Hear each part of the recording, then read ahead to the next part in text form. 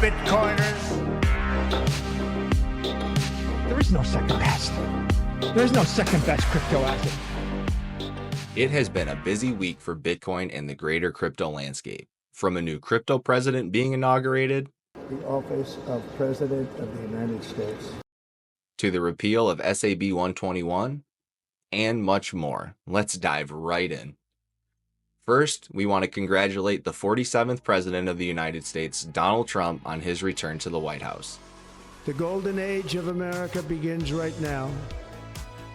Vowing to be the first crypto president, Trump has come off the line sprinting to fulfill all the promises made to the crypto community as a whole. Let's recap some of the big ones to refresh our memory. He promised on day one to end the assault on the crypto industry from the Biden and Harris administration, to fire Gary Gensler and appoint a new SEC chairman, Elizabeth Warren and her goons, and she's very nasty to you. She hates your people. She hates everything about you. Will keep their hands off Bitcoin. They're going to keep their hands off crypto. They're going to let it grow. We're going to let it grow. On day one, I will fire Gary Gensler and appoint a new SEC chairman.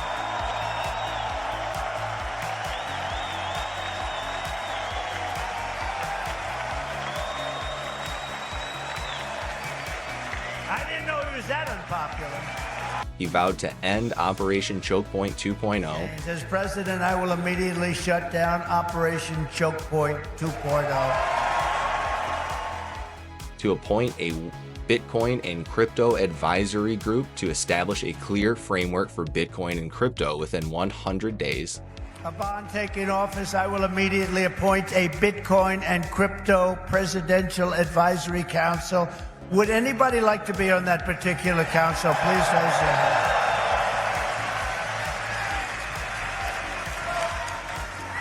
Their task will be to design transparent regulatory guidance for the benefit of the entire industry, and they will get it done in 100 days. to ban a CBDC, Next, I will immediately order the Treasury Department and other federal agencies to cease and desist all steps necessary because, you know, there's a thing going on in your industry. They want to move the creation of a central bank digital currency. It's over. Forget it. that you have the right to self-custody, And I will always defend the right to self-custody. Self-custody. he promised to establish a clear regulatory framework for stablecoins, As part of our effort to provide regulatory clarity, we will create a framework to enable the safe and responsible expansion of stable coins. Do you know what a stable coin is? Does anybody know? Please raise your hand. and he also announced a strategic Bitcoin stockpile made up of all the Bitcoin held by the United States government. Never sell your Bitcoin. And so, as the final part of my plan today, I am announcing that if I am elected, it will be the policy of my administration, United States of America, to keep 100% of all the Bitcoin the U.S. government currently holds or acquires into the future. We'll keep 100%. I hope you do well, please. On top of all that, he promised to free Ross Ulbricht, the founder of Silk Road, on day one. Today, I repeat my pledge to commute the sentence of Ross Ulbricht to a sentence of time served. It's enough. It's enough.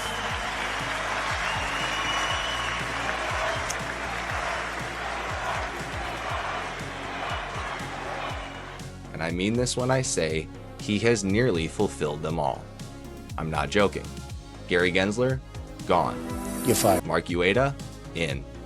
His first move, appoint a crypto task force led by Hester Pierce.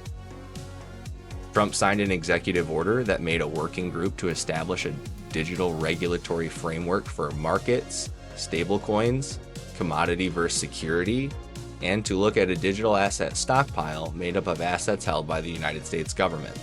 The executive order banned a CBDC, asserted Americans' right to self-custody in mind, and defined what a blockchain was, including that it must have a publicly available code.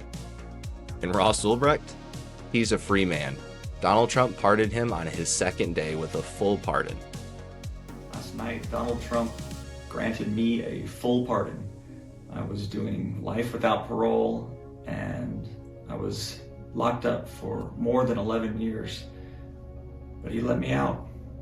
I'm a free man now.